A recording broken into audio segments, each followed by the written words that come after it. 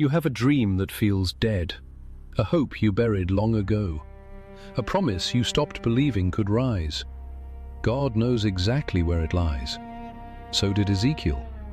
And he stood in a valley of death to learn what resurrection costs. Ezekiel stands in the dust, a priest with no altar, no incense, no holy place, 30 years old, the weight of exile in his shoulders, Babylon's river at his back, foreign and thick with silt. You know what it is to carry a vocation into silence, to speak when no one listens, to remember what was lost. Then, something tears through the air, not wind, not breath. A hand, invisible, gripping.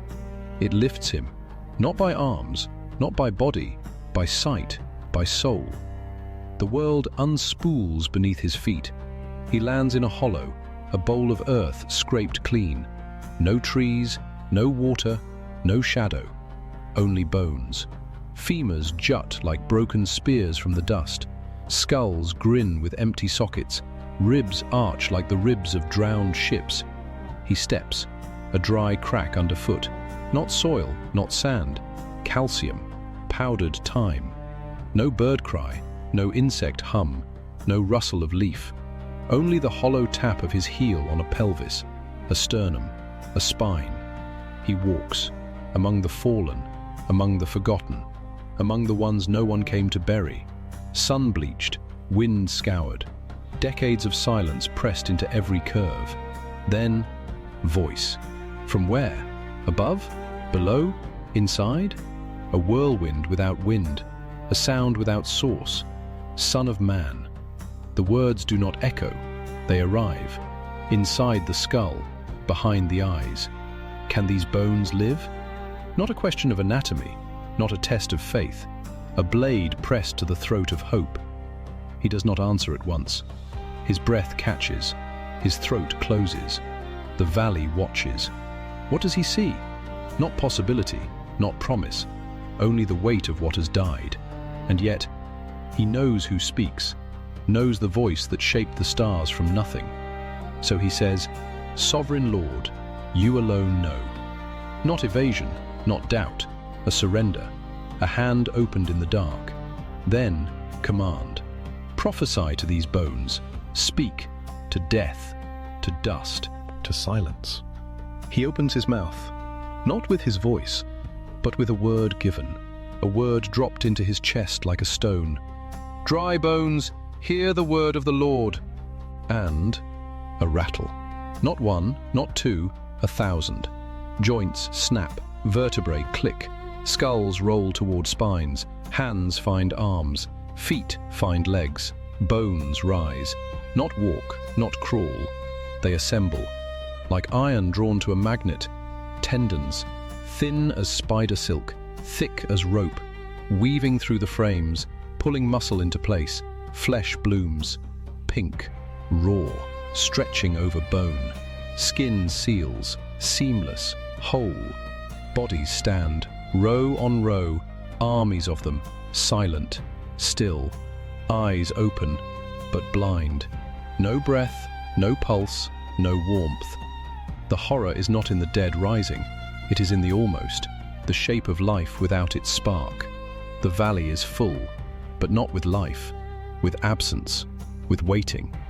Then, again, prophesy to the breath, Son of Man, prophesy.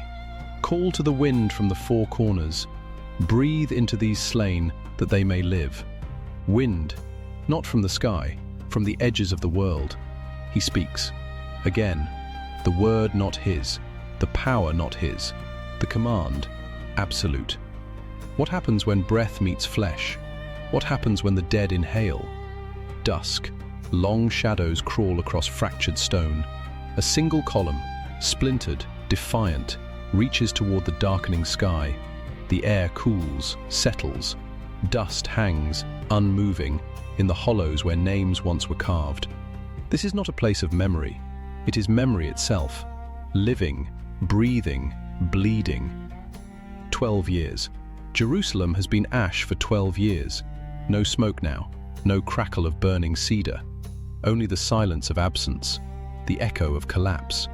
the city that stood for centuries, gone, reduced to heaps of rubble, swallowed by weeds and wind. The stones remember. They remember the weight of chariots, the scream of iron on gate, the final breath of a nation. Ezekiel, 30 years in this foreign soil, taken at 20, a young priest with oil on his hands, incense in his lungs. Now, no altar, no flame, no blood drawn in sacred rhythm. He walks among reeds by the Kebar, where the water is thick, sluggish, choked with silt. Babylon's rivers do not sing, they drag. The temple, gone, not just stone and beam, the heart, the pulse, the place where heaven leaned down to touch earth, where the veil trembled at the voice of the unseen, where the high priest entered once a year, breath held, sandals off, blood in hand. Now, dust, wind. A fox's den where the Holy of Holies once stood. The absence is a wound that will not close. Walls broken, gates burned. The king, Zedekiah, led away with eyes gouged, chains on his wrists, weeping into the dust of Babylon. A crownless man, a nation without a head. The elders, slaughtered in the streets. The children, taken. The daughters, violated in the ruins. No one to bury the dead, no one to mourn in peace. Only the vultures, only the wind. By the rivers, they sit, the exiles, harps hung on willow branches, strings slack, unplayed. Their captors come, laughing, drunk on power, demanding songs. Sing us one of the songs of Zion! They clap, they jeer, but the mouths stay shut. How do you sing a hymn of holiness in a land of idols? How do you praise the God of the mountain when your mountain is rubble? The silence is not refusal. It is grief too deep for sound. Babylon, empire of empires, its reach endless. From the Euphrates to the edge of the known world, Marduk's ziggurats pierce the sky. His priests chant at dawn. His statues stand unbroken. To the world, Yahweh has fallen. The gods have spoken. The battle is over. The victor wears gold. The defeated wear shame. The covenant, shattered. They were chosen, set apart, promised a king who would never die, a throne that would last forever, a land flowing with milk and honey. Now, exile. Now, dust. Now, no future. The promise hangs like a noose. Was it ever real?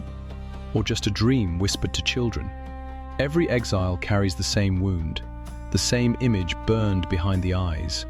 The home burning, the neighbor falling, the child screaming, the earth soaked in blood, the smell of smoke and death, the taste of dust in the mouth, the weight of helplessness.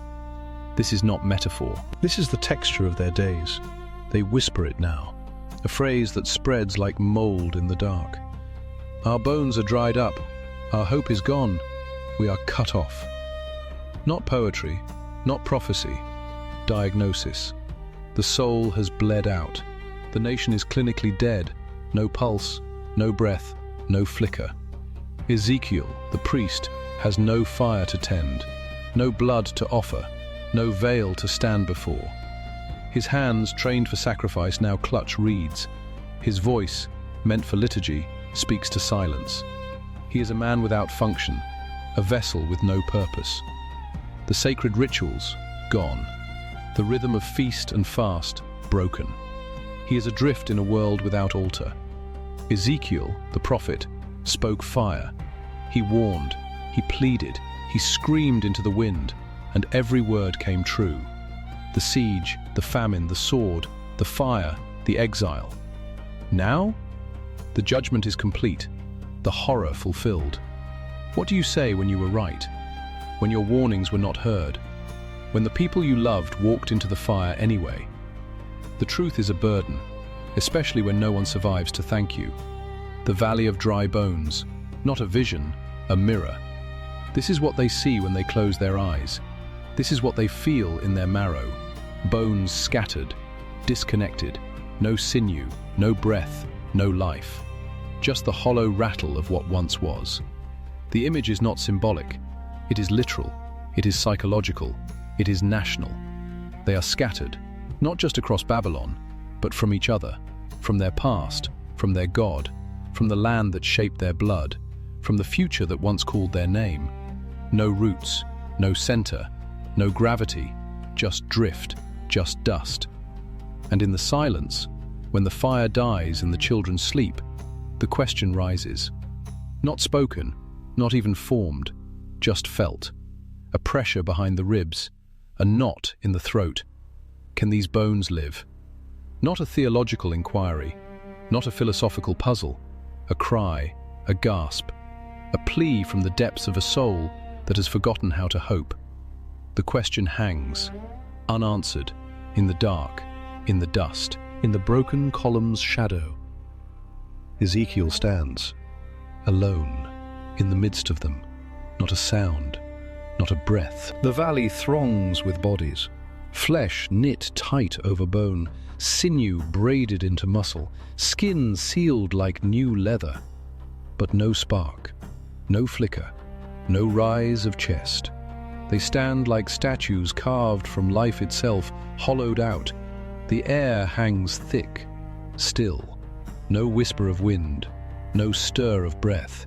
Their eyes, open yet blind, fixed, glassy, reflecting nothing. The silence is not empty, it is full, full of absence, full of waiting. The weight of unlived life presses down, 1,000 chests still, 1,000 hearts silent. The horror is not in death, it is in the nearness of life, so close yet untouched by breath. Then, again, the voice. Not from the sky, not from the earth, from everywhere, from within. Prophesy to the breath, Son of Man. The word ruach, not just wind, not just breath, not just spirit, all three, one. The same force that stirred the deep at creation, the same hush that passed between Adam's lips when he first drew air. The same fire that will one day rush through a room in Jerusalem, tongues of flame dancing on trembling heads. Call it now. He turns, faces the four directions, arms out, not in command, in surrender, in summons. Come, Ruach, from the four winds. Come from the north, where the cold cuts like a blade. Come from the south, where the desert breathes heat from cracked stone. Come from the east, where the dawn first spills gold over the rim of the world. Come from the west, where the sea hurls itself against the shore, endless, restless. Speak, not with lungs, with longing, with the ache of a nation buried. And it comes, not a breeze, not a gust, a storm, a roar, the sound of mountains splitting, of chariots charging across the sky. A wind that does not blow, it arrives. It slams into the valley, dust explodes, bodies shudder, not from fear, from impact. The air itself vibrates, fills the nostrils, the ears ring, the ground trembles.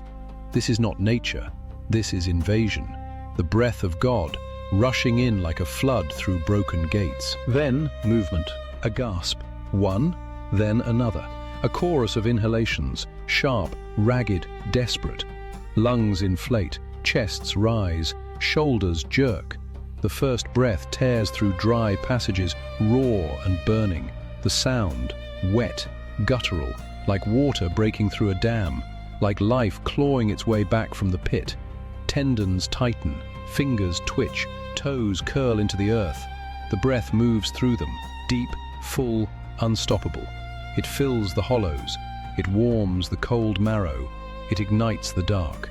Eyes snap open, not slowly, not dazed, with the suddenness of lightning. Awareness floods in, not memory, not thought, pure presence. The dead know they are alive. The shock of breath, the shock of sight, the shock of feeling air on skin, wind in hair, earth beneath feet. Pupils dilate, they see the sky, they see each other. They see Ezekiel, not as corpses, as men, as women, as people. And they rise, not one by one, not staggered, as one, a single motion. like wheat bending in a field, then straightening, like iron filings leaping to a magnet. They stand, feet planted, shoulders back, heads lifted, an army, not armed, not trained, but alive. The valley, once a tomb, now thrums with pulse, with breath, with heat, with the sound of living lungs drawing in the wind of God. Then the voice again, calm, certain. Son of man, these bones are the whole house of Israel, not a vision for wonder, not a spectacle, a message, a mirror. This is not fantasy. This is their story, their exile, their scattering, their death. The bones dried, the hope gone, the nation cut off, the words they whispered in Babylon, in the dark, in the reed beds by the Kibar. Our bones are dried up, our hope is lost, we are severed. God speaks them back, not to mock, to remember, to name the wound before he heals it. And he answers, I will open your graves, not metaphor, not symbol, a promise. I will lift you from your burial places. I will bring you back to the soil of Israel, the land, not just memory, not just dream, the dust of their ancestors, the hills of Judah, the stones of Jerusalem, the rivers, the trees, the very earth that shaped their blood. And I will place my spirit within you. Ruach again, the same breath that filled the valley, the same wind that roared from the four corners, the same spirit that hovered over the waters at the dawn of time. It will dwell in them, not as force, not as power, as life, as presence, as covenant. And you will live, not survive, not endure. Live, fully, wholly, as a people, as a nation, as his. And I will settle you upon your own soil, not as slaves, not as exiles, not as ghosts, as heirs, as children returning. The promise is not spiritualized, it is grounded, real. The feet will touch the ground, the hands will plant the seeds, the voices will sing in the streets, the altars will rise again. Then you will know, not believe, not hope, know, with the certainty of breath in the lungs, with the truth of the earth beneath the feet, that I, the Lord, have spoken, and I have done it. The proof is not in the words, it is in the standing, in the breathing, in the pulse.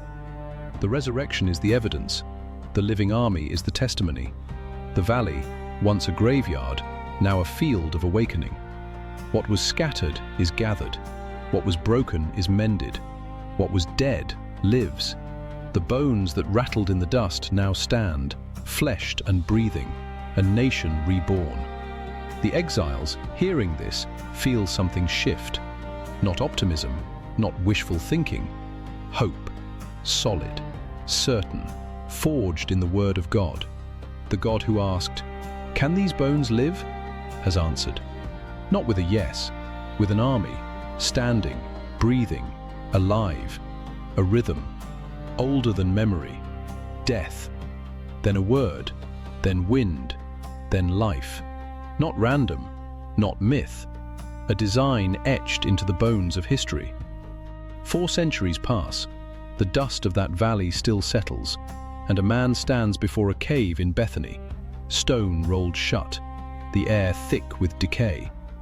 Jesus, not in a vision, not on a hillside, here, in the stench of loss. Martha comes, her voice frayed at the edges. Lord, the stink, 4 days in the dark. What can be done? Her words hang like smoke. Not anger, not doubt. The quiet surrender of grief that has worn itself raw. The same hush falls. The same question pulses beneath the soil. Can this rot be reversed? Can breath return to what has collapsed into itself? Can life rise from the sour earth of the grave? He does not weep prophecy. He speaks identity. I am the resurrection. I am the life. Not a claim, a declaration. The word, flesh-wrapped, standing at the mouth of death. Then the command. Not whispered, not prayed, spoken. Lazarus, come out! A voice that cuts through stone and time. No ritual, no incantation, just sound, charged, alive, sovereign. And from the dark, movement, a shuffle, a drag. Linen-wrapped limbs emerge. The dead man walks, not rising, not stumbling, walking, as if summoned from sleep, not 4 days in the tomb. Jesus is Ezekiel and more. Not a prophet pointing to life. He is the source. The breath that fills the bones flows from his lungs. The voice that calls is the same voice that once said, "Let there be light." But this is not the end, only a signpost. The true valley lies ahead, not of scattered bones, but of one body, broken, nailed, lifted high. The cross, a field of dry bones gathered in one. His body, lifeless, bloodied, taken down, placed in stone. The earth sealed over him. The silence complete. No breath, no pulse, no flicker. Just the weight of death pressing down. Yet, deep in the dark, something stirs. Not wind, not breath, the Ruach. The same breath that hovered over the waters before time began. The same force that swept through the valley and filled a nation, now brooding over a tomb. Sunday, dawn. Light spills across the stone. No trumpet, no earthquake, just a breath, a single breath, drawn into cold lungs. The chest rises, the heart beats. The grave, empty. He walks out, not as Lazarus, still bound, but free, glorious, alive. The first to rise, never to die again. The first fruits, the pioneer. The firstborn from the dead, and the promise flung wide, not just for him, for all who carry his breath within. If the spirit of the one who raised Jesus dwells in you, he will also give life to your dying bodies. Not someday, not in theory, now, in you. Your dreams, crushed, buried, forgotten, they are not beyond reach. The same God who spoke to dust and made an army speaks to your silence. The valley you walk, the one filled with failure, with grief, with the hollow ache of what should have been, has already been crossed. Christ entered death, not as victim, as conqueror. He walked through the fire and rose. And that same Ruach, wild, holy, unstoppable, lives in you. Not as a feeling, not as a thought, as a presence, a pulse, a fire in the marrow. It is the pledge, the first taste, the down payment of resurrection, not just future hope, present power. The same breath that raised Christ now moves in your chest. What he asks now is simple, not miracles, not grand gestures, just this. Speak his word into your dead places. Speak it to the broken dream, to the severed relationship, to the body that aches, to the heart that won't beat. Then wait, not in silence, in expectation, for the wind, for the breath, for the sound of bones clicking into place, for the gasp, for the rise of the chest, for the moment the dead hear his voice and live. Green hills, rolling, sun-warmed. The air lifts, soft, carrying the scent of clover and damp earth. Light spills across the land, golden and still. A breeze, not strong, just enough to stir the tall grass, to ripple the surface of a distant stream. You feel it on your face, cool, gentle, like a hand laid lightly on your brow. What dream have you buried? Deep, beneath years of silence. A seed wrapped in ash, a letter never sent, a future whispered once, then folded away. You may feel like those bones, scattered, disconnected, dead, beyond the reach of restoration. Your chest hollow, your steps slow, the weight of what didn't happen, pressing down through your shoulders, into the soil. But the wind moves, and with it, something else. Not force, not demand. A presence. The same breath that once swept over dry dust now brushes your skin. You are not beyond the reach of the Spirit. The God who filled that valley fills your valley. His breath in the air, in your lungs. He is asking you the same question. Can these bones live? Not to shame you, but to invite you. The words hang, quiet, in the space between heartbeats. No thunder, no lightning, just a whisper, carried on the rustle of leaves. Your answer matters. Sovereign Lord, you alone know. Not denial of reality, but surrender to possibility. The grass bends, then rises. So do you. Not by strength, by leaning. The process is the same. First the word, then the spirit. Speak his promises, wait for his wind. Say it low, say it once. Say it into the open air. You are with me. Let the syllables fall like stones into water. You prophesy. You declare his truth over your dead places, your broken relationships, your lost hopes. Not with shouting, with breath, with conviction that trembles but does not break. You wait for the wind. The Spirit moves in his time, in his way, often surprising in how resurrection comes. A phone call, a dream, a line of poetry, a moment at the sink, tears falling, and suddenly, peace. The resurrection may not look like what you expected. Israel was restored, but not as a military kingdom. No banners, no chariots, just people, returning, planting, singing in low voices. They returned to rebuild, to struggle, to wait for Messiah. The resurrection was real but different than imagined. Not a palace, a stable, not a throne, a cross. Your resurrection may be different too, the dream restored in a form you did not anticipate. Not fame, but purpose. Not wealth, but peace. Not reunion, but release.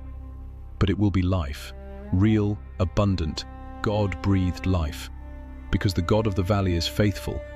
The sun shifts, shadows lengthen, the air cools, and still, life hums in the roots, in the wings of a passing bird, in your chest. Rest in this truth. The God who asks, "Can these bones live?" has already answered with a cross and an empty tomb. The proof is not in noise, it is in silence, in breath, in the fact that you are still here. The valley is not your ending, it is the place where God shows you what resurrection means. Not spectacle, not speed, but steady, sure, like grass pushing through stone. Breathe in his spirit, speak his word, and watch what was dead rise again. Not all at once, but here, a flicker, there, a pulse, a warmth in the hands, a loosening in the throat. This is the God we serve, the one who brings life from death, hope from despair, an army from a valley of bones. And you, beloved, you are not alone in the field. You are seen, you are called, you are being gathered. Now, close your eyes. Feel the earth beneath you, the sky above, the breath within. Let it rise, let it fall. There is no rush, no demand. Only this: you are held, you are known, you are being made whole.